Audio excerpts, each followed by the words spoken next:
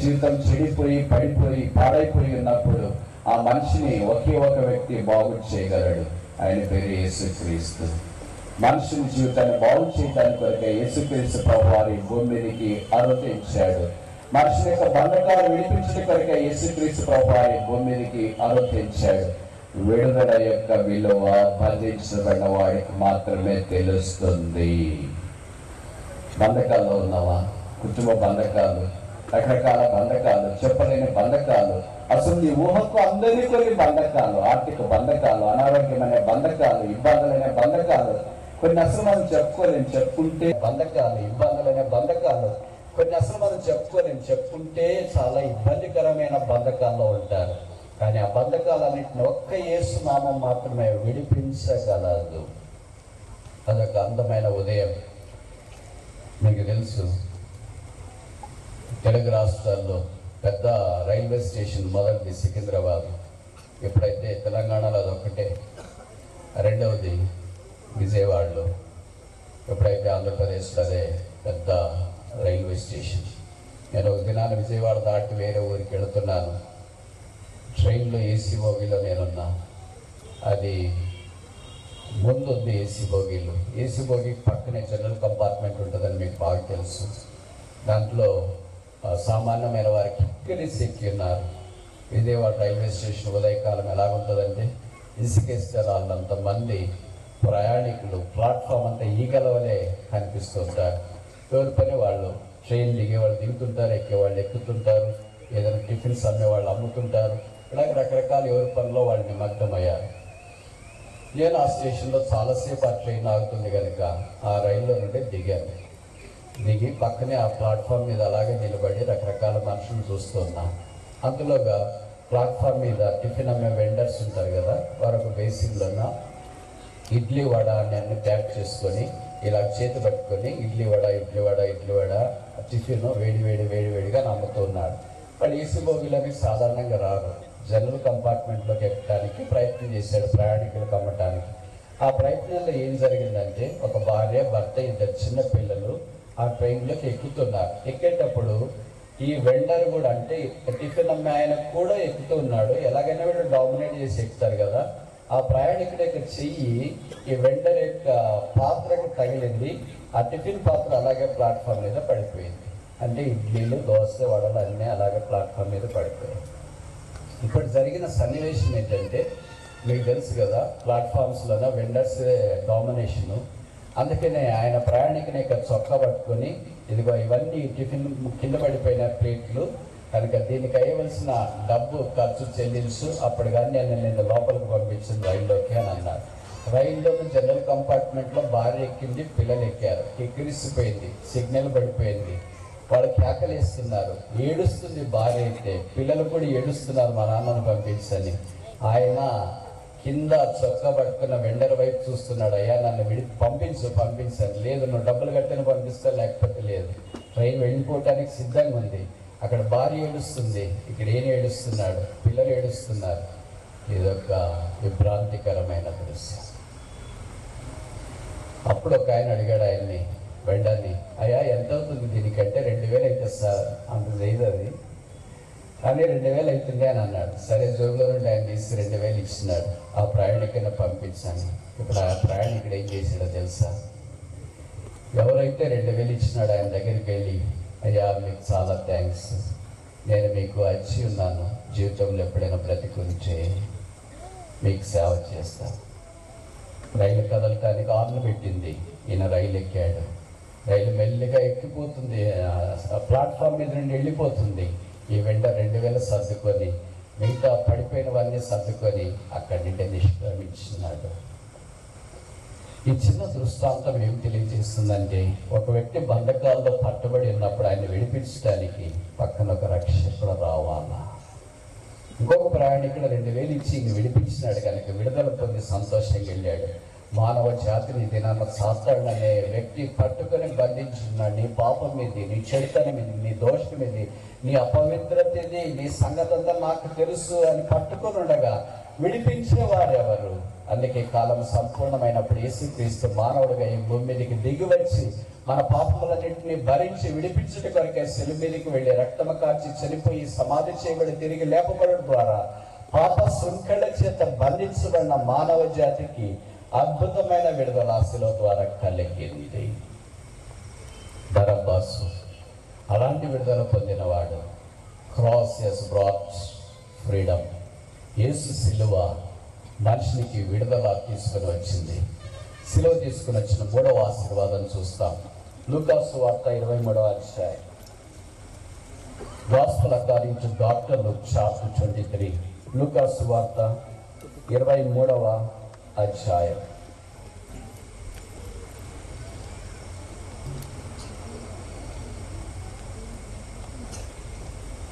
34వ వచనం. Luke chapter 23 verse 34.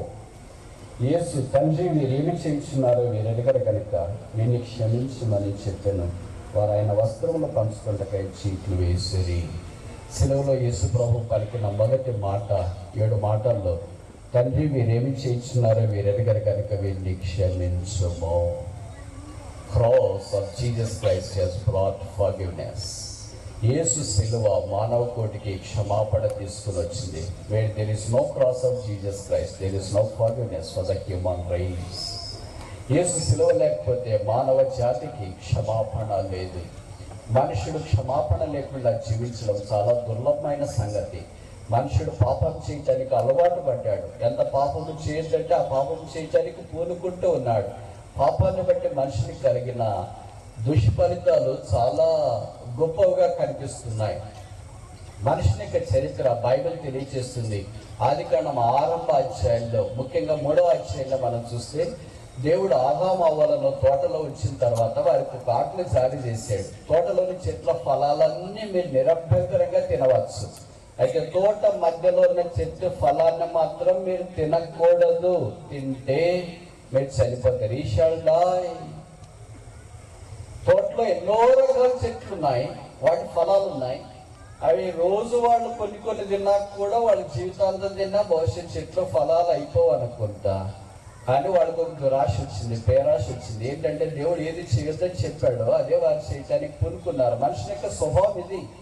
దేవుడు ఏది చేయొద్దంటాడో మనుషులు అదే చేయటానికి పూనుకుంటాడు. తల్లిదండ్రులు ఏది చేయొద్దని చెప్తారో పిల్లలు అదే చేయటానికి పూనుకుంటారు. టీచర్ ఏది చేయొద్దని చెప్తారో మా స్కూల్లో పిల్లలు కూడా అదే చేయటానికి పూనుకుంటారు.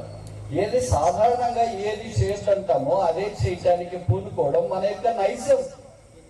ఇప్పుడు ఆదాము వాళ్ళు అలా చేసిన కారణం చేత బైబిల్లో రాయబడింది, వారు దిగంబరులను గుర్తించినారు. దేవుడు వారిని ఏదైనా తోటలో నుండి వెళ్ళగొట్టి తిరిగి వాడు ఏదైనా తోటలోనికి రాకుండా అక్కడ ఖడ్గ జ్వాలలను కాపలా ఉంచిన రాయబడింది. ఆ తర్వాత బయటకు వెళ్ళిన తర్వాత వాళ్ళు ఇలా షికారు రావడానికి లేదు, గవర్నమెంట్ ఉద్యోగాలు వాళ్ళకి లేవు, వ్యాపారాలు లేవు. దేవుడు వారికి ఆజ్ఞ జారీ చేసినాడు. మీకు తెలుసు కదా, మొట్టమొదటి ఆదాము పాపం చేసిన తర్వాత ఆదాముకు జరిగిన శిక్ష ఎన్ని భాగాలు? అవ్వ పాపం చేసిన తర్వాత అవ్వకు కలిగిన శిక్ష ఎన్ని భాగాలు?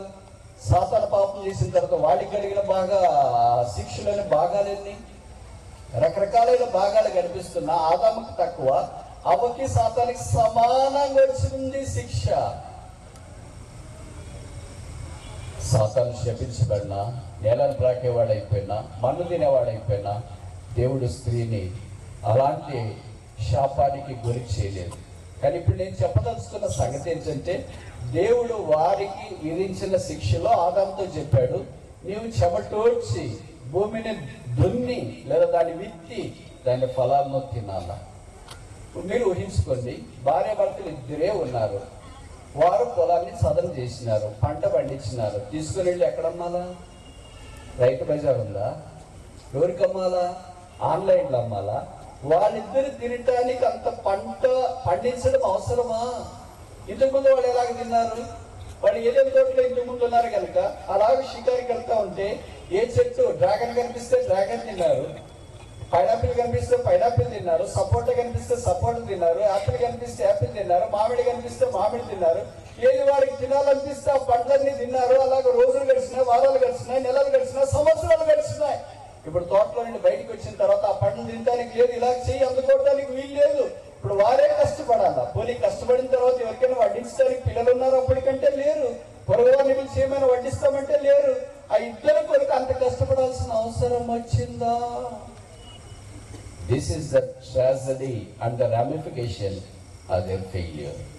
మనిషి ఓడిపోయిన తర్వాత మనిషికి కలిగిన దుష్ఫలితం ఇది. ఇదేనా మన కష్టార్జితం అంతా బహుశా దాని దుష్ఫలితం అంటే తప్పు కాదేమో. ఏదో కష్టపడుతున్నాడు, ప్రయాసపడుతున్నాడు, వేదన పడుతున్నాడు, చెమటోడుస్తున్నాడు, ముందుకు వెనక్కి తిరుగుతూ ఉన్నాడు. కానీ కష్టం అంతా ఉంది నాన్న. తనకు అర్థమయ్యేది ఏంటంటే ఇది వ్యర్థం. బైబిల్ ఆ మాటే సెలవిస్తుంది, వ్యర్థం వ్యర్థం వ్యర్థం సమస్తము వ్యర్థం. దేవునికి వెలుపట మానవుని యొక్క ప్రయాస, మానవుని యొక్క కష్టం వ్యర్థం. అయితే కష్టపడుకున్న మానవుడు ఉండాలని దేవుని ఉద్దేశం కాదు. మనిషి కష్టపడాలని దేవుడు కోరాడు. అందుకే సాధారణంగా మీకు తెలుసు కదా, ఒకరే ఉంటే ఇంట్లోన లేదా భార్య భర్తలు ఇద్దరే ఉన్నారు, వాళ్ళ పిల్లలు అమెరికాలో సెటిల్ అయ్యారనుకోండి. వాళ్ళు పిల్లలు ఫోన్ చేసి అడుగుతారు, అమ్మా ఈరోజు ఏం చేసుకున్నామని. ఏం చేసుకోలేదమ్మా, నాన్నకేం పెట్టావు, ఏం చేయలేదమ్మా. ఎందుకని వాళ్ళిద్దరే ఉన్నారు, ఏం చేసుకోబుద్ధి కాదు. మనం అడిగా మనకి ఏంటక్క ఏం చేసుకోలేకపోయారా భోజనం అని అంటే ఏం చేస్తాం, దగ్గర ఇద్దరే ఉన్నాం, తిరుబుద్ధి కావట్లేదండి. ఇద్దరుంటే మీకు తిరుబుద్ధి కావట్లేదు, మీకు చేసుకోవటానికి అన్ని ఉన్నా చేసుకోబుద్ధి కావట్లేదంటే ఆదామవులు ఇద్దరే ఉన్నారంటే వాళ్ళ పొలం పనులు ఎవరి కొరకు చేయాలా, విత్తేది ఎవరి కొరకు విత్తాలా, కలం తీసేది ఎవరి కొరకు తీయాలా, పంటలు తీసుకునేది ఎవరి కొరకు తీయాలా. ఊహించండి, ఇవన్నీ ఊహిస్తే మనకు అనిపిస్తుంది ఇదేంటబ్బా చాలా విపత్కరమైంది. ఇద్దరే ఉన్నారు కానీ ఇంత కష్టపడాల్సింది ఎవరి కొరకు. మనుషుడు తన జీవితంలో అలాంటి దుర్భరమైన పరిస్థితిలోనికి వచ్చినప్పుడు కరుణా సంపన్నుడైన దేవుడు మానవుని ప్రేమించి ఆ పాపము నుండి క్షమించి కడిగి పరిశుద్ధపరిచి ఆశీర్వాదంలోనికి తీసుకురావాలని కోరుతున్నాడు. అదే యేసుక్రీస్తు యొక్క సిలువ. Where there is no cross there is no forgiveness. క్షమాపణ లేకుండా సిలువ లేదు. అందుకే the hallmark of Christ is forgiveness. క్రీస్తు యొక్క కలికితురాయి శ్రేష్ఠ లక్షణం ఏంటంటే క్షమించుట. ఎవరు సిలువ వేశారో వారిని క్షమించేది యేసుక్రీస్తు ప్రభు మాత్రమే సాధ్యమవుతుంది. మిగతా వారికి సాధ్యం కావడం అసాధ్యం. మనం సాధారణంగా లోకంలో చూస్తుంటాం కదా, ఏది విత్తితే అదే కోస్తామని. సాధారణంగా మనం తలంచేది ఏంటంటే వాడు ఏదో చిన్న పొరపాటు చేశారు కదా క్షమించొచ్చంటే వాడిని ఎలా క్షమిస్తాం బ్రదర్, వాళ్ళు చేసిన అలా గుర్తొస్తున్నాయి, వాళ్ళు అన్న మాటలు గుర్తొస్తున్నాయి, గుణపాల మాటలు ఉన్నాయి, వాళ్ళు చేసిన నేరాలు గుర్తొస్తున్నాయి, ఇబ్బందులు గుర్తొస్తున్నాయి. మమ్మల్ని ఇలాగ పెట్టారా, ఎంత కష్టపెట్టారో అని అనుకుంటాం.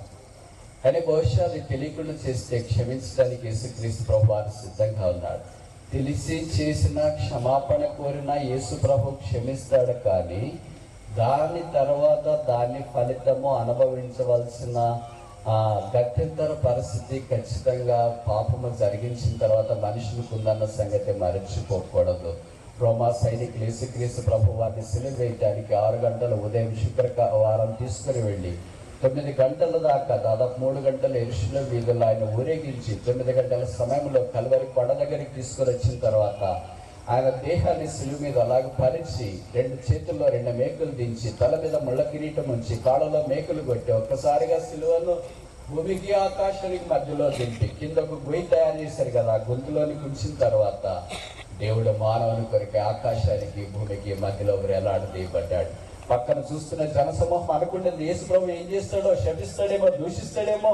ఇంత సిలువ వేశారు కదా, మేకులు కొట్టిన కొంతమంది ఉన్నారు, కేకలేసిన కొంతమంది ఉన్నారు, అవమానించిన వారు కొంతమంది ఉన్నారు, కోళ్ళ దెబ్బలతో కొట్టిన వారు కొంతమంది ఉన్నారు, బల్లంతో పొడవటానికి సిద్ధంగా ఉన్నారు. వీళ్ళందరినీ ఇలాగ చేయటానికి అనుమతించిన పిలాతు లాంటి వారిని యేసు ప్రభు శపిస్తాడేమో అని అనుకున్నారు. ఆయన సిలువలో వేలాడదీయబడుతున్నప్పుడు ఆయన పెదవులు మెల్లగా కదులుతుంటే చుట్టుపక్కల చూస్తున్నారేమో, ఆయన పెదవులు కదులుతున్నాయి, మాట్లాడతాడేమో, ఏం మాట్లాడతాడో అని అనుకుంటున్నారు. బైబిల్ రాయబడింది ఆయన పెదవుల మీద దయారసము పోయబడి ఉన్నది. దయకు మూలం యేసుక్రీస్తు ప్రభువు. ఆయన పెదవుల్లో నుండి జాలువారిన మొదటి మాట, తండ్రి వీరేమి చేయించున్నారో వీరెదిగరు కనుక వీరిని క్షమించు. సిలువలో యేసుక్రీస్తు ప్రభు తప్ప 6000 సంవత్సరాల మానవ చరిత్రలో హానికరుణ్ణి, దూషకుణ్ణి, హింసకుణ్ణి, చంపడానికి పూనుకున్న వారిని క్షమించేవారు ఎవరు ఉన్నారో యేసు ఒక్కడే క్షమించగలడు. యేసు ఒక్కడే మానవ యొక్క జీవితాన్ని మార్చగలడు. యేసు ఒక్కడే క్షమించలేని ఘోరమైన నేరారోపణ చేయగలిగిన వారిని కూడా క్షమించగలడు. సమాజం మనుషుని క్షమించలేదు. కొన్నిసార్లు చేసిన పాపాన్ని ఇరుగు పొరుగు వారే క్షమించలేరు. మనకి రకరకాల పేర్లు పెట్టింటారు కదా లోకంలో, మనం చూస్తాం.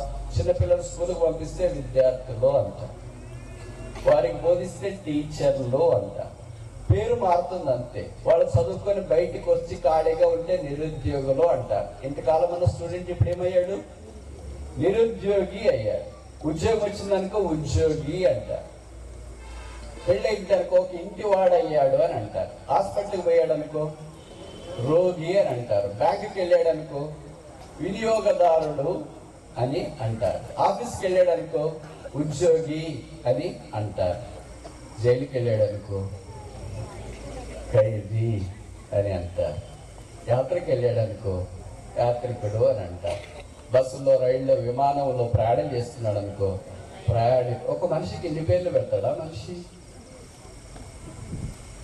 తిరుగుతున్నాడు అనుకో తిరిగిపోతూ అంటారు, తింటున్నాడు అనుకో తిండిపోతూ అంటారు, తాగుతున్నాడు అనుకో తాగుబోతూ అంటారు, జూదమాడుతున్నాడు అనుకో జూదగాడు అంటాడు, దొంగతనం చేస్తున్నాడు అనుకో దొంగ అని అంటారు. సమాజం ఒక మనిషికి నీళ్లు వెంటనే పేర్లు పెడుతుంది. యేసుప్రభు యొక్క క్షమాపణ పొందిన మనిషికి యేసుప్రభు పెట్టే పేరేమో తెలుసా? నా కుమారుడా, నా కుమార్తె. ఇలా ప్రేమపూర్వకమైన పేర్లు పెట్టేవాళ్ళు ఎవరైనా ఉన్నారంటారా? తల్లి ప్రేమ గొప్పది. లోకములో చాలా ప్రతికూలమైన పరిస్థితులు మనం చూస్తూ ఉంటాం, కానీ ప్రత్యేకమైనది తల్లి ప్రేమ. అదొక ఊరు. తల్లి కుమారుడు ఉన్నారు. కుమారుడు చాలా అల్లారు ముద్దుగా పెరుగుతున్నాడు. కొన్ని రోజులు గడిచిపోతూ ఉన్నాయి. తల్లి కుమారుని బాగా పెంచింది. కుమారుడు బాగా చదువుకుంటున్నాడు. ఒక దశకు వచ్చినాడు. మామూలు ఈ దినాల్లో భాషలో చెప్పాలంటే సాఫ్ట్వేర్ ఇంజనీర్ అయ్యాడు. ఇష్టమైన ఒక అమ్మాయిని చూసినాడు, పెళ్లి చేసుకున్నాడు, పిల్లలు కన్నాడు. అలాగే రోజులు గడుస్తుంటే కొద్ది తల్లి వృద్ధాపంలోకి వచ్చింది. ఒకే కొడుకు కనుక కొడుకు దగ్గర తల్లి ఉంది. ఓ దినాన భార్య భర్తతో పోట్లాడడం ఆరంభించింది. మీ అమ్మ నన్ను చాలా విసిగిస్తుంది, ఇంట్లో మీ అమ్మన్న ఉండాలా నేనన్న ఉండాలి, ఎవరు కావాలో తెలుసుకో. అలాగే అల్టిమేటం ఇచ్చిన తర్వాత ఎవరు కావాలో తెలుసుకునేంత ధైర్యం ఉందంటారా? ధైర్యం ఉన్నవాళ్ళు ఇద్దరు కావాలని చెప్తారు, ధైర్యం లేనివాళ్ళు సైలెంట్గా ఉంటారు. ఇప్పుడు ఆ యవనస్తుడు తల్లిని ఏం చేశాడంటే, అమ్మ నేను నీకు ఒక స్థలానికి తీసుకెళ్తాను, అక్కడికి మనం వెళదాము, నేను కావాల్సినప్పుడంతా వచ్చి నేను చూస్తాను, నువ్వు చూడాలనిపించినప్పుడంతా నాకు ఫోన్ చేయి, నేను వచ్చేస్తానన్నా. సరే నాయనా అనింది. ఓ ప్లాస్టిక్ సంచిలోన ఆమె చీరలు, బట్టలు, సబ్బు, బ్రష్ అన్నీ సర్దుకొని అనాథాశ్రయానికి తల్లిని తీసుకెళ్ళాడు. అక్కడ కొంతమంది కుమారులు, కుమార్తెలు వదిలేసి, పిల్లలు వదిలేసిన తల్లిదండ్రులు ఉన్నారు. ఆమెను అక్కడ పెట్టేసి అక్కడ అప్పగించి వాడికి మా అమ్మకి నెలకి ఎంత అయితే చెప్పండి, నేను డబ్బులు ఇచ్చేస్తాను అని అన్నారు. సరేలేండి అన్నారు. వాళ్ళ అమ్మగారు అక్కడే ఉన్నారు.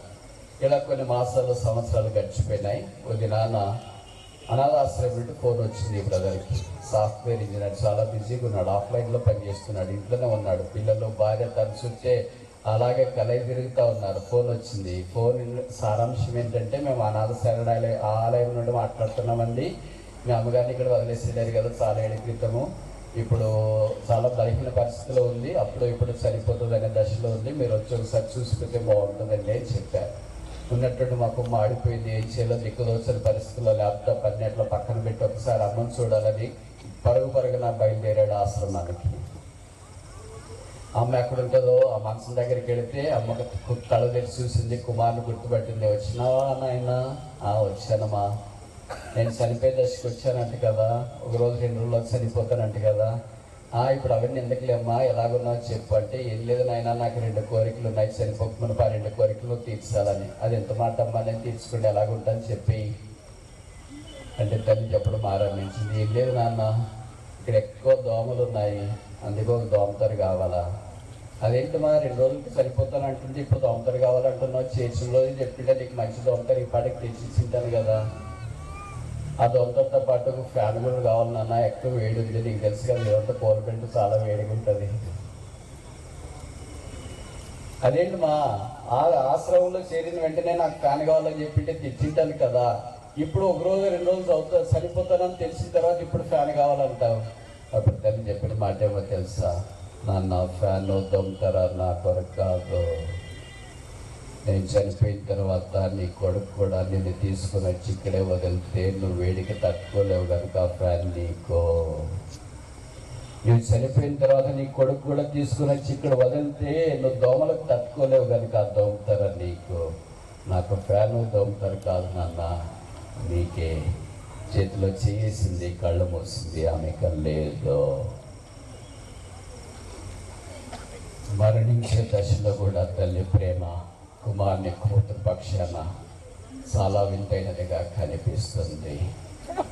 తల్లి కుమారుని క్షమించినంతగా భూమి మీద పిల్లల్ని ఎవరు క్షమించలేరు.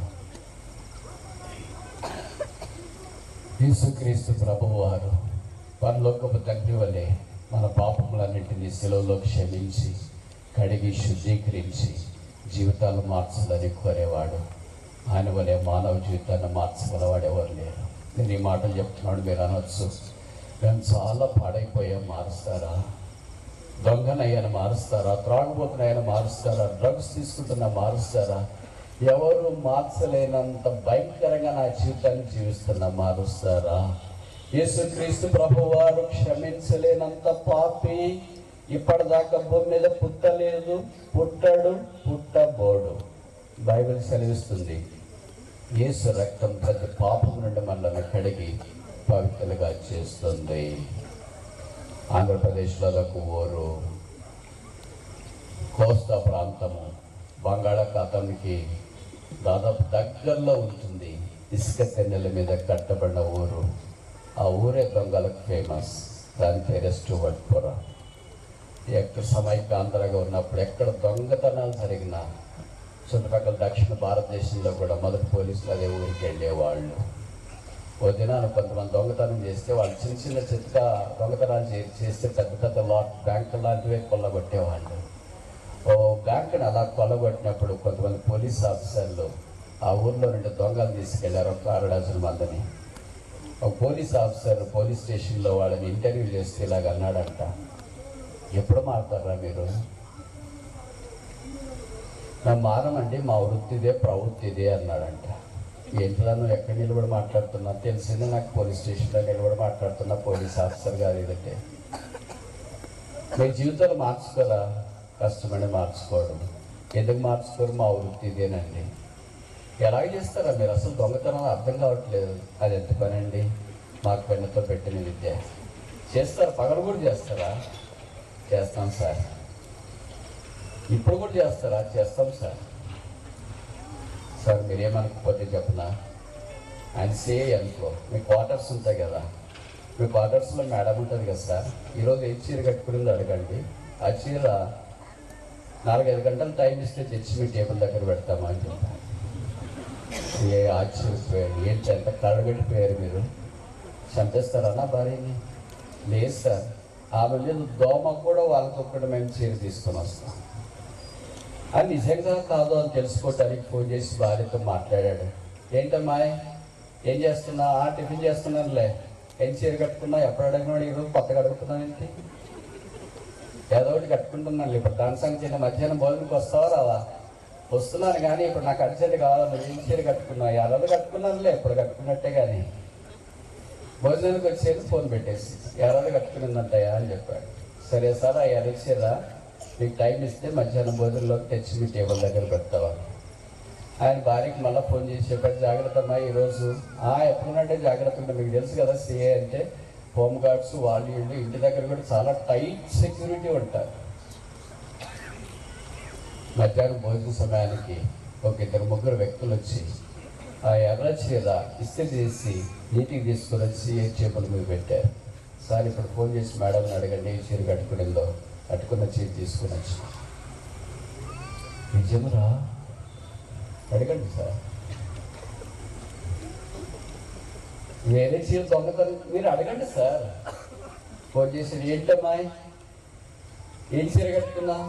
తీసేసేలే, ఎర్రది వేరేది కట్టుకున్నానులే.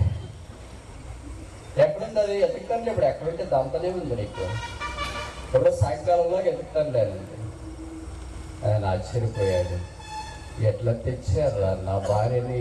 దోమ కుట్టినట్లు కూడా కుట్టుకోకుండా. అదేమో సరే, ఇవన్నీ మాకు చాలా తేలిక, సూక్ష్మంగా చేసేస్తాం, హాని లేకుండా చేసేస్తాం. ఎట్లా చేశారా చెప్పండి? కొన్నిసార్లు దొంగలే వాళ్ళకి చెప్పాల్సి వస్తుంది. ఫస్ట్ ఏమనుకున్నామంటే, మనం బ్యాంకులోనే డబ్బులు డ్రా చేసుకుని వస్తే దొంగలు పడతారు, డబ్బులు తీసుకెళ్తారు. కనుక కష్టము. ఈటీఎం లాంటి మిషన్లు అయితే బాగుంటాయి అనుకున్నాం. ఈటీఎంను కూడా కొల్లగొట్టేటప్పటికి ఈటీఎంలు కూడా సేఫ్ కాదు, ఆన్లైన్ ట్రాన్స్ఫర్ అయితే బాగుంటుంది అంట. ఆన్లైన్లో కూడా వచ్చేటప్పటికి ఏ లైన్ చేయాలో తెలియట్లేక మనిషి కలవరంలో ఉండిపోయాడు. మనం ఈ ట్రిక్ వేసినా దానికి ఆపోజిట్గా చేసేవాళ్ళు చేస్తూనే ఉన్నారు. ఇప్పుడు జరిగిన సంగతి ఏంటంటే, వీళ్ళని సిఐ అడిగాడు ఎలాగ తెచ్చారా అని. అదేం లేదు సార్, వాటర్ గన్. మామూలు మన పిల్లలు హోలీ అట్లాంటప్పుడు వాడుకుంటుంటారు కదా, నీళ్ళ గన్. చిన్నపిల్లలు అక్క చెల్లెళ్ళు ఉంటాడు అనుకో, వాడు ఆ నీటిలోనికి రంగు కలిపేసి ఎక్కడో ఉండి వాడు అక్క మీద అన్న మీద వదులుతాడు. అది వచ్చి 100 తడిచేస్తాడు. మళ్ళీ ఎక్కడో దూరంగా స్కిప్ అయిపోతూ ఉంటాడు. ఇది చిన్నపిల్లలు ఆడే వాటర్ గన్ ప్లే. అలాంటి వాటర్ గన్ ఒకటి తీసుకున్నాం సార్. ఇంట్లో వెనక దిగాము. మేడం కిచెన్లో వంట చేస్తుంది. మేడం ఏం తాకుండా వంటగది పైన వెంటిలేటర్స్ ఉంటాయి. ఆ వెంటిలేటర్స్ వాటర్ గన్ పెట్టి కొట్టాము. ఆ నీళ్లు డ్రాపులు పడి ఆమె చీర తడిచింది. తడిచిన చీరలో ఉండలేదు కదా, దాన్ని తీసేసి బయటకు ఆడాల్లో వచ్చి దండం మీద ఆరేసి వెళ్ళిపోయింది. ఆమె వెళ్ళి ఇంకో ఆమె పనులు చూసుకుంటా ఉంటే మేము ఆ చీర తీసుకుని వచ్చి ఉతికి ఇస్త్రీ చేసి తెచ్చిన టేబుల్ దగ్గర పెట్టాము. చూసుకోండి, పోలీస్ ఆఫీసర్ కళ్ళు తిరిగినాయి. మిమ్మల్ని ఎవడు మారుస్తారా? మిమ్మల్ని ఎవడు మారుస్తారా? ఏ సమాజం మారుస్తుంది? ఏ ఆఫీసులు మారుస్తాయి? ఏ వ్యక్తులు మారుస్తారు? ఏ ఎన్జిఓలను మారుస్తారు? పట్ట పగలు ఏ ఆఫీసులో ఉంటేనే క్వార్టర్స్ లోకి వెళ్ళి ఏ హాని, దోమంత హాని కూడా చేయకుండా మీరు దొంగతనాన్ని ఇలాగ చేస్తే మీ జీవితాలను ఎవరు మారుస్తారు? ఇప్పుడు మీకు తెలుసా, యేసు యొక్క సిలువ వార్త ఆ ఊర్లో ప్రకటించబడింది. ప్రజలు రక్షణ పొందినారు, చర్చిలు కట్టబడ్డాయి, సేవకులయ్యారు. ఆ ఊరి పేరు ఇప్పుడు సువార్తపురం. సమాజం మార్చలేదు వారిని, ఇరుగు వారు మార్చలేదు వారిని, మనుషులు వారు మార్చలేదు, ఉన్న ప్రభుత్వం మార్చలేకపోయింది. కానీ మార్చింది ఒకే ఒకడు, ఆయన పేరే యేసుక్రీస్తు ప్రభువు. దొంగలను మార్చేది యేసుక్రీస్తు ప్రభువు, జీవితాలను మార్చేది యేసుక్రీస్తు ప్రభువు, పడిపోయిన మానవుని తిరిగి లేవనెత్తేది యేసుక్రీస్తు ప్రభువు, నిరీక్షణ లేని మానవునికి నిరీక్షణ ఇచ్చేది యేసుక్రీస్తు ప్రభువు, కృంగిపోయిన మానవుని లేపేది యేసుక్రీస్తు ప్రభువు, జీవితాన్ని అందంగా తీర్చిదిద్దేది యేసుక్రీస్తు ప్రభువు. కొన్నిసార్లు మనకు అనిపిస్తుంది కదా ఇది ఎలా సాధ్యమవుతుందని. మీరు ఊహించండి, ఒక పాడబడిన స్థలం ఉంటుంది, డ్రైనేజ్ ఉంటుంది. అబ్బా ఈ స్థలం ఊరికి ఇచ్చినా మనకు వద్దనుకుంటాం, కానీ దాన్ని మీరు డెవలపర్స్కి ఇవ్వండి, బిల్డర్స్కి ఇవ్వండి, మీ కళ్ళెదుట చూస్తుంటేనే ఒక 6 నెలలకి అపరూపమైన బిల్డింగ్ కట్టింటారు. ఇక్కడ కట్టారా? ఈ డ్రైనేజ్ లో కట్టారా? ఈ చెత్త భూమిలో కట్టారా? ఈ పాడైన స్థలంలో కట్టారా? How can they convert this barren land into a beautiful building? ఇంత చెడిపోయిన స్థలాన్ని, పాడైపోయిన స్థలాన్ని, ఈ స్థలం ఊరికి ఇచ్చిన మేము వద్దనుకున్నామే, దీన్ని బిల్డర్ ఎలా మార్చాడంటే సౌందర్యమైన బిల్డింగ్లు కట్టింది అలాగ మార్చాడు. ఒక మానవుడే విసర్జించబడిన, నిరాకరించబడిన స్థలాన్ని అంత అపురూపంగా మార్చగలిగితే, దేవాది దేవుడు మానవ జీవితాన్ని, పడిపోయిన దాన్ని, చెడిపోయిన దాన్ని, పాడైపోయిన దాన్ని, పాపంతో కొట్టిమిట్టాడుతున్న దాన్ని మార్చగలడా? మార్చలేడా? దేవుడికి సాధ్యం. యేసుక్రీస్తుతో సమస్తము సాధ్యం. మనిషిని ఆత్మతో నింపి మనిషిని జీవితాన్ని పాపము లేకుండా నడిపించిన కొరకై యేసుక్రీస్తు ప్రభు మనిషిని కొరకై శిలువ మీదకి వెళ్ళాడు. ఆయన శిలువలో తను తానే అర్పించుకున్నాడు. ఆ శిలువ ద్వారా కలిగిన 3 ఆశీర్వాదాలు ఇప్పటిదాకా మనం చూసిన. మొదటిది, cross has brought friendship in this world. శిలువ ఈ లోకంలో మనిషిని మిత్రుత్వంలోనికి తీసుకుని వచ్చింది. రెండవది, cross has brought freedom in this world. శిలువ మానవునికి విడుదల, స్వేచ్ఛ, స్వాతంత్రం తీసుకుని వచ్చింది. మూడవది, cross has brought forgiveness to this world. ప్రపంచానికి శిలువ క్షమాపణ తీసుకుని వచ్చింది. మానవునికి 3 వరాల కంటే మించిన వరం ఇంకేం కావాలి? అందుకే యేసుక్రీస్తు ప్రభువారు మనిషిని పాపాలు క్షమించే కొరకై ఆయనే ఈ భూమి మీద రిక్తుడిగా జన్మించి, జీవించి, పాపం మెరిగిన వాడిగా శిలువ మీదకి వెళ్ళాడు. ఆయన తల మీద ముళ్ళ కిరీటం, ముఖం మీద ఉమ్మి, చేతుల్లో మేకులు, దేహమంతా కొడా దెబ్బలు, కాళ్ళలో మేకులు, శిలువ మీద వేలాడదీయబడ్డాడు. సూర్యుడు ఆ దృశ్యాన్ని చూడలేకపోయాడు. బైబిల్ చరిత్రలో అక్కడక్కడ చీకటి కమ్ముకున్నది. సూర్యుడు 3 గంటలు తన కళ్ళు మూసుకున్నాడు. నేను ఈ బాధ చూడలేను, నన్ను సృజించిన సృష్టికర్త మనిషిని యొక్క పాపము కొరకే శిలువలో వేలాడుతుండగా భూమికి ఆకాశానికి మధ్యలో వేలాడదీయబడినప్పుడు సమస్త లోకానికి వెలిగించే నేను ఎలాగా లోక రక్షకుని యొక్క బాధ చూడగలను?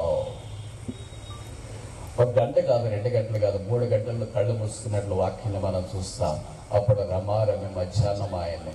మధ్యాహ్నం 3 గంటల వరకు ఆ దేశమంతా చీకటి కమ్మెను. బైబిల్ చరిత్రలో ఆదికాండం 1వ అధ్యాయం 2వ వచనంలో చీకటి అగాధ జలముల మీద కమ్మియుండెనా అని చూస్తాం. తిరిగి చీకటి లోకాన్ని కమ్మింది. ఐగుప్తులో ఇశ్రాయేలు ఉన్నప్పుడు 3 రోజులు చిన్న చీకటి వచ్చింది. చీకటి సూర్యుడిని మూసివేసింది. నీతి సూర్యుడైన యేసుక్రీస్తు ప్రభు మానవ జాతి మీద ప్రకాశించడం కొరకై భౌతికమైన సూర్యుడు 3 గంటల కళ్ళు మూసుకున్నాడు. దైవమా, ఇది ఏమి ప్రేమ! మానవుని కొరకు యేసు ఇంత ప్రేమిస్తున్నాడా? ఆయన మరణాన్ని మృంగి వేసినాడు, ఓడించినాడు, మరణాన్ని గెలిచినాడు. అదొక ఊరు. ఆ ఊరిలో తండ్రి కుమారుడు ఉన్నాడు. కొడుకు యాజీషులకు బీటెక్ చేస్తున్నాడు.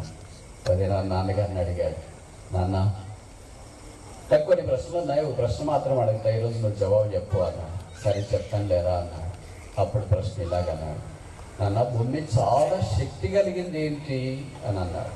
ఆ నాన్నగారు చాలాసేపు ఆలోచించి ఇలాగ చెప్పాడు, ఏం లేదురా, పంచభూతాలు ఉన్నాయి కదా, దాంట్లో అగ్ని, ఫైర్. ఎందుకంటే దేన్నైనా తగలబెట్టేస్తుంది. అది మనుషులు తగలబెడుతుంది. మనిషి చివరిసారిగా భూస్థాపన చేయని వాళ్ళు ఆయన తీసుకుని వెళ్ళి కాల్ చేస్తారన్న సంగతి నాకంటే మీకు బాగా తెలుసు. అది మనుషులు తగలబెడుతుంది, ఇళ్ళు తగలబెడుతుంది, ఫ్యాక్టరీలు తగలబెడుతుంది, ఊర్లు తగలబెడుతుంది. చివరికి మీ దగ్గర డబ్బులు ఉన్నాయనుకో, కరెన్సీ మన దగ్గర ఉంటుంది కదా, ఇది వేసినా కూడా తగులుకుంటుంది, పేపర్ వేసినా తగులుకుంటుంది. దానికేం పక్షపాతం లేదు. అయ్యో ఇది డబ్బులు కదా, కొద్దిసేపు ఆగిపోదాం, డబ్బులు తీసుకుందాం, తర్వాత కావాలంటే కాలు పెడదామని అనుకోదు. పిల్లలు వచ్చినా అలాగే చేస్తుంది, పెద్దలైనా అలాగే చేస్తుంది, చనిపోయిన వారిని తీసుకెళ్ళినా అలాగే చేస్తుంది. కానీ దానికి ఏం పక్షపాతం లేదు. చాలా క్రూరమైంది. అందుకే భూతాలని ఎందుకన్నారంటే పక్షపాతం లేనివి. దాంట్లో అగ్ని దగ్గరికి వెళ్ళి అడిగాడండి కుర్రోడు యవనస్తుడు, అగ్ని నువ్వు ఇంత చాలా శక్తి, నీకు చాలా పవర్ఫుల్ అంటే దేనిలోనూ నువ్వు గాలి చేస్తావు, డబ్బులు కూడా గాలి చేస్తావు అంటే చివరికి మనుషులు కూడా గాలి చేస్తావు, నేను చాలా పవర్ఫుల్లే, కానీ ఏం చేస్తావు, నా బలమంతా తగ్గిపోద్ది ఎప్పుడంటే నీళ్లు పోస్తాను నా మీద, కనుక నీళ్ళే చాలా పవర్ఫుల్, నేను కాదా అన్నాడంట. అప్పుడు యవనస్తు నీళ్ళ దగ్గరికి వెళ్ళి అడిగాడు, నీళ్లు మీకు చాలా పవర్ఫుల్ అంటే పవర్ఫుల్ తెలియదా నీకు? వరదలు వచ్చినప్పుడు భద్రాద్రి గిద్రాద్రి అంతా మునిగిపోద్ది, మేమంటే ఏమనుకున్నాం, కరకట్టలు గిరకట్టలని మునిగిపోతే తెంపి మనుషుల మీదకి మేము వచ్చేస్తాం, చాలా పవర్ఫుల్. మనకి చాలా పవర్ఫుల్ అంటే టూ మచ్ పవర్ఫుల్. కానీ ఏం చేస్తాం, మమ్మల్ని కూడా సూర్యకిరణాలు ఆవిరేటట్లు చేస్తాయి, కనుక సూర్యకిరణాలు సూర్యుడు చాలా పవర్ఫుల్ అన్నాడు. అప్పుడు ఎవరో సూర్యకిరణాల దగ్గరికి వెళ్ళి అడిగాడు సూర్యుడిని, సూర్యుడు నువ్వు చాలా పవర్ఫుల్ అంటే నీళ్లను కూడా ఆవిరేటట్టు చేస్తావంట. ఎన్ని నీళ్లున్నా కూడా వేసవికాలం వచ్చేటప్పటికి అందులో కోల్బెట్ పట్టాడ దగ్గర ఉడికి ఆవిరైపోతూ ఉంటుంది, ఆవిరైపోతుంది. నువ్వు చాలా ఆవిరేటెడ్ చేస్తూ ఉంటా. మరి ఏమనుకున్నావు, నేను చాలా పవర్ఫుల్ ఆవిరేటెడ్ చేస్తా, కానీ ఏం చేస్తావు, నా కిరణాలు కూడా కొన్నిసార్లు మేఘాలు వచ్చి అడ్డుకుంటాయి అనుకో, నేను ఏం చేయలేని చీకటి అయిపోతాను. మేఘాలు చాలా పవర్ఫుల్. నిజమా, మేఘాలు చాలా పవర్ఫుల్. అప్పుడు మేఘాలు పోయి అడిగాడంటే ఏమన్నా, మేఘాలు మీకు చాలా పవర్ఫుల్ అంటే సూర్యుడు కూడా మీరు ఆపుతారంట. మరి ఏమనుకున్నాం, ఏమంటే చాలా టూ మచ్ పవర్ఫుల్. సూర్యుడు కూడా మాకు అసలు లెక్కే లేదు తెలుసా. మేము ఒక్కసారి పోయినామంటే 2-3 సార్లు 2-3 రోజులు తుఫాను వచ్చింది అనుకోండి, సూర్యుని కూడా చూడకోకుండా మనుషులు ఉంటారు. కొన్నిసార్లు 6 రోజులైనా సూర్యుడు కనపరిస్తున్నంతగా మేము కమ్మేస్తాం. సూర్యుని కమ్మేసే శక్తి మాకు మాత్రమే ఉంది, మేము టూ మచ్ పవర్ఫుల్ అన్నారు. అప్పుడు మేఘాల దగ్గరికి వెళ్ళి అడిగితే మీకు చాలా పవర్ఫుల్ అని చెప్పేశారు కదా, మరి ఏం చేస్తాం, మాకు కూడా బలహీనత ఉంది కదా, మేము అటు ఇటు కదిలేటప్పుడు మాకు కూడా అడ్డం వస్తాయి. అవేంటంటే పర్వతాలు, అవి టూ మచ్ పవర్ఫుల్, హిమాలయ పర్వతాలు. అప్పుడు ఎవరొస్తారు, పర్వతాల దగ్గరికి వెళ్ళి అడిగాడు, పర్వతం మీరు చాలా పవర్ఫుల్ అంటే ఎవరన్నా అలాగే ఆటంకపరుస్తారంటే కదా, ఆటంకపరుస్తాము, కానీ ఏం చేస్తావు, మనిషి అనేవాడు ఉన్నాడు కదా, మమ్మల్ని తొలిచి చేస్తున్నాడు, టనల్స్ పెట్టేస్తున్నాడు, మమ్మల్ని బేరం చేసేస్తున్నాడు, తర్వాత రకరకాలుగా మమ్మల్ని పాడు చేసేస్తున్నాడు, మాకు ఆకారం లేకుండా చేసేస్తున్నాడు, మా కొండలు గుట్టలు అన్ని ఒక్కసారి సదం చేసి స్లాబ్ చేసి జేసీబీలు పెట్టేసి ఫ్లాట్ చేసేస్తున్నాడు, మమ్మల్ని కూడా తినేసే స్టేజ్కి వచ్చినాడు. మనిషి చాలా పవర్ఫుల్ అని. ఇప్పుడు ఆ యవనస్తుడు మనిషి దగ్గరికి వచ్చినాడంట, మనిషి నువ్వు చాలా పవర్ఫుల్ అంటున్నాయి అంటే, టూ మచ్ పవర్ఫుల్, చంద్రమండలానికి కూడా వేయించిన నీకు తెలుదా అన్నాడు. అవును చాలా పవర్ఫుల్, నేను చాలా పవర్ఫుల్, శక్తి కలిగిన వాడిని. ఎప్పటిదాకంటే కరోనా వచ్చేదాకా పవర్ఫుల్ అని.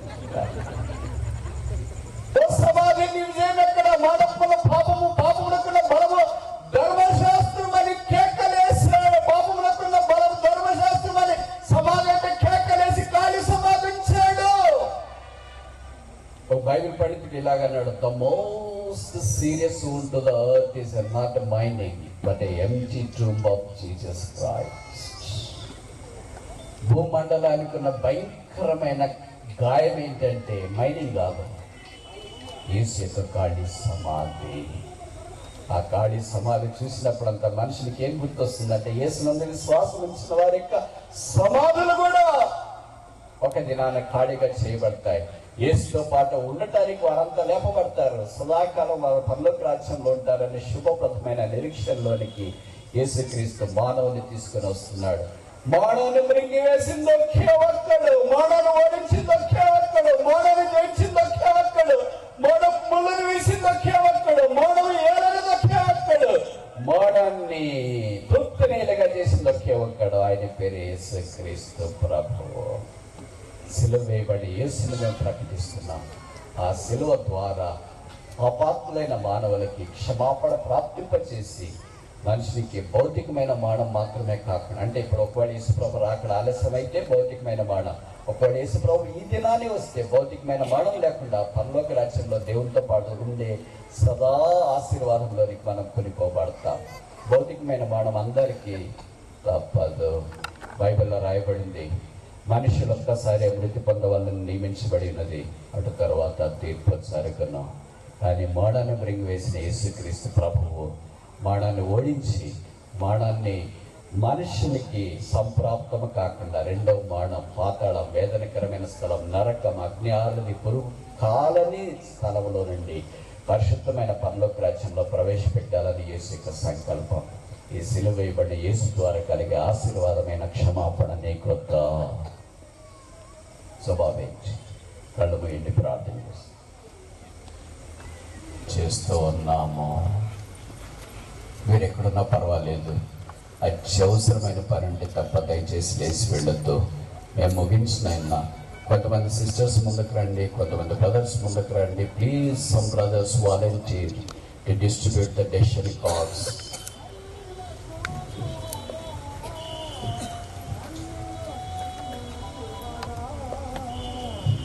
మీ కుడి చేతిని తలకు పైగా కనబడేటట్టు ఎత్తి ఉంచండి, మీ దగ్గర కార్డు వచ్చేదాకా.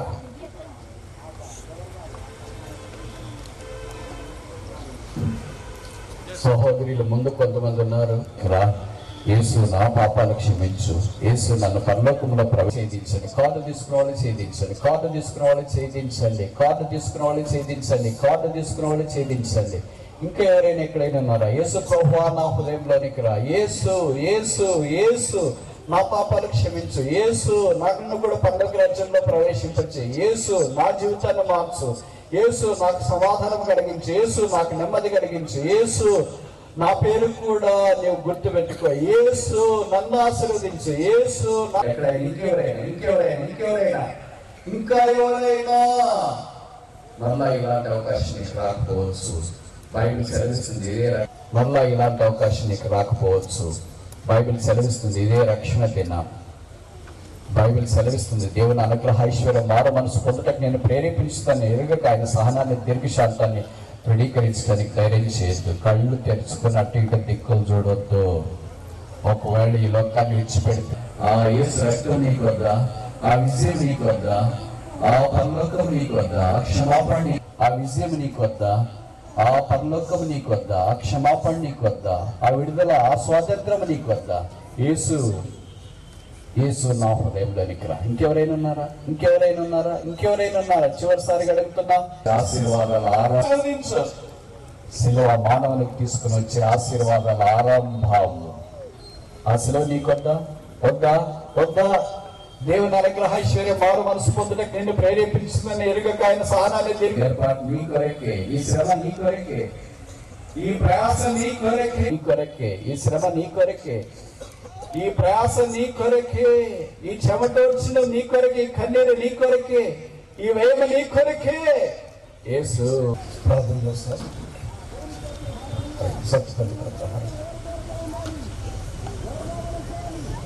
ప్రార్థన ఉండండి. దేవుడు మనం దర్శించే సమయం ఇది. దేవుడు నీతో మాట్లాడుతున్నాడు. జీవితాన్ని మార్చే దేవుడు, నెమ్మదిగా శాంతినిచ్చే దేవుడు, ఈ లోకం ఇస్తే తన లోకాన్ని ఇచ్చేటువంటి దేవుడిని కలిగేదా నువ్వు ధన్యుడు ధన్యురాలు. ప్రార్థన చేస్తాను.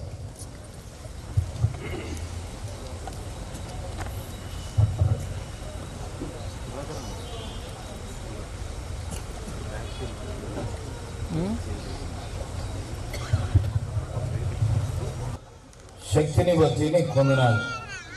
కదిలించిన నీ వాక్యం యొక్క శక్తిని బట్టి కదిలింపబడిన నీ ప్రజలను బట్టి నీకు వందనాలు. ప్రియమైన తండ్రి, ఎవరైతే నీ వాక్యం విని మిమ్మల్ని అంగీకరించి మిమ్మల్ని స్వీకరించినారో వారందరినీ బట్టి నీకు వందనాలు. విన్న వాక్యము దేవా వారిలో ఫలింపజేయబడినట్లు, దేవా స్థిరముగా నిలిచినట్లు నీ కృప చూపించండి. దేవా బరాక, దేవా మరి పాల్వంచులో ఉన్న మిమ్మల్ని అంగీకరించారో వారందరిని బట్టి స్తుతిస్తున్నా. వారిని స్థిరపరిచి బలపరచండి.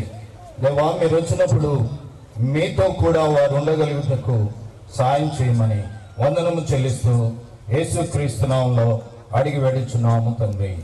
ఆమేన్. చాలా సంతోషం.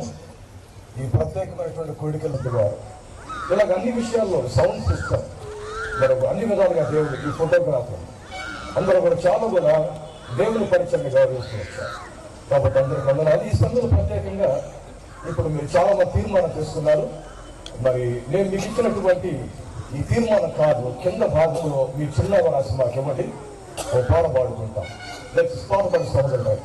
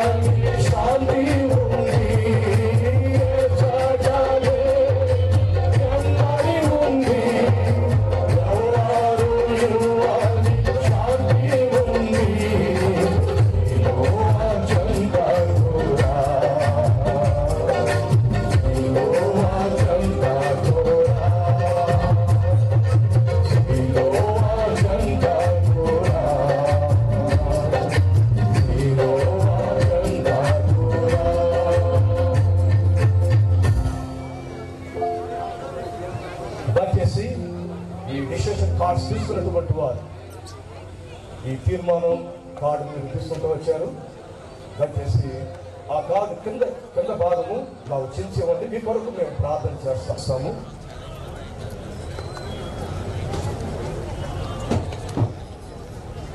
దయచేసి బరాక యవనస్తులు, పరిచారకులు, ప్రేరేపించబడినటువంటి వారు, ఆసక్తి గలవారు కాంపౌండ్ శుభ్రం చేయండి. చైర్స్ మొత్తం కూడా పక్కన, అలాగే వాటర్ బాటిల్స్ ఉంటే కూడా తీసేసేయండి. మా ప్రియమైన తండ్రి, నీ పరిశుద్ధమైన ఘనమైన నాదు బట్టి స్తోత్రములు. ఈ 3 దినముల యొక్క ప్రత్యేకమైన కూడికల్లో నీ దాసులను మా మధ్య తీసుకుని వచ్చారు ప్రభువా.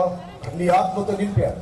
నీ వాక్కుల్ని సింహాసనం నుంచి మీరు మా కొరకు అనుగ్రహించారు ప్రభువా. మరి ఈ గ్రౌండ్ లో ఎంతో మంది కొత్త వారు దేవుని యొక్క సత్యాలు తెలుసుకొని మారు మనసు పొంది రక్షణ పాప క్షమాపణ పొంది తీర్మానం పాలవచ్చి పట్టణంలో ఉన్నటువంటి ప్రతి ఒక్కరు కూడా దీవించండి ప్రభువా. అందరూ కూడా రక్షణ పొంది మారు మనసు పొంది సత్యాలు తెలుసుకొని ఈ రోజు విడిచిన తర్వాత పరలోకములకు ఉంది కాబట్టి ప్రభా, ఆ పరలోక రాజ్యాన్ని పొందిదాని కొరకు ప్రతి ఒక్కరిని సిద్ధపరచండి. శిలువబడిన క్రీస్తును ప్రకటించే సమయం ఇచ్చారు. అలాగే దేవుని యొక్క సత్య సువార్త ఈ బోధ శబ్దంతం ద్వారా అందులో ఈ మాటలు వింటూ వచ్చారు ప్రభా. కలిగించిన పరిచయ స్తోత్రాలు, అలాగే తీర్మానం చేస్తున్న బిడ్డలను కూడా మీరు దీవించండి. తిరిగి వారి గృహాలు పెడుతుంటే తోడుగా ఉండండి. ఈ పరిచయ యొక్క ఆరంభం ప్రభా సంపూర్ణ యూట్యూబ్ చేసిన సహాయం స్తోత్రాలు. వారి సమయాన్ని ప్రభా, వారి యొక్క బాధ్యతలు ప్రభా సంపూర్ణ నీకు యువకులు చేసిన సహాయం బట్టి స్తోత్రాలు. ఎంతోమంది ప్రభా పరిచయం చేస్తూ వచ్చారు, సమర్పణ చేసుకుంటూ వచ్చారు ప్రభా. మీరు చేసిన మేలంతటి బట్టి వందనాలు. అలాగే ప్రభా మరి ఈ యొక్క ఇన్స్ట్రుమెంట్స్ ప్లే చేయటంలో, అలాగే ప్రభా ఈ యొక్క ఆవరణమంతా కూడా చక్కగా ప్రభా పరిశుద్ధ పరిస్థితుల్లో మీరు చేసిన సహాయం బట్టి స్తోత్రాలు. అలాగే ప్రభా ఈ యొక్క డెకరేషన్ స్టేజింగ్, అలాగే తండ్రి మరి మీకు అన్నింటిలో కూడా మీరు చేసిన మేలు బట్టి స్తోత్రాలు. ఫోటోగ్రాఫర్ని బట్టి కూడా వందనాలు. అలాగే తండ్రి ముఖ్యంగా మా తండ్రి మా ఆహ్వానాన్ని స్వీకరించి వచ్చినటువంటి ప్రతి ఒక్కరిని బట్టి దేవ శాఖలేమి, పెద్దలేమి, అలాగే పరిశుద్ధులు అందరిని బట్టి కూడా స్తోత్రాలు. ఆయా సంఘం నుంచి వచ్చినటువంటి వారందరూ బట్టి స్తోత్రాలు. తిరిగి ప్రవేడుతుండగా తోడుకుండమని, మీ చిత్తమైతే ఇలాంటి కూడికలు మరలా మేము కలిగి ఉండే దాని కొరకు సహాయం చేయమని ప్రభావ. ముఖ్యంగా నీ దాసులు జయరాధన్న గారి యొక్క ప్రయాణంలో కూడా తోడుకుండమని, మీ చిత్తమైతే మీ సొంత సమయంలో మా మధ్య మరలా నడిపించమని ఈ సమయం అంతటికే స్తుతిస్తూ నీ నామానికి మహిమ కలుగును గాక. మీరు చేసిన మేలంతటి బట్టి వందనాలు తెలుస్తూ యేసుక్రీస్తు పరిశుద్ధమైన నామమున ప్రార్థించి అడిగి వేడుకొంచున్నాము తండ్రి. ఆమేన్. తండ్రి అయిన దేవుని యొక్క ప్రేమ, ప్రభువైన యేసుక్రీస్తు వారి యొక్క కృప, పరిశుద్ధాత్మ యొక్క సహవాసం చేరిన మనందరికీ దేవుడు సదాకాలము తోడుగా ఉండేగాక. ఆమేన్.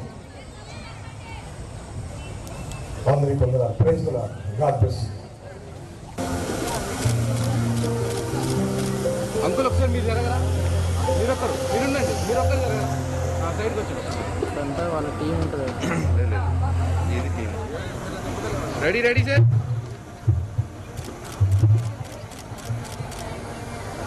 చేశారు దాసు చేశారు సేవ పరిచయం బట్టి వందనాలు. దాసు బలపరచండి, కార్యక్రమం సిద్ధపరచండి, ప్రయాణం సిద్ధపరచండి. మీరు తోడుకుంటారు, రైతులు కూడా సహాయం చేయండి. దాసు ప్రేమ ప్రయాణం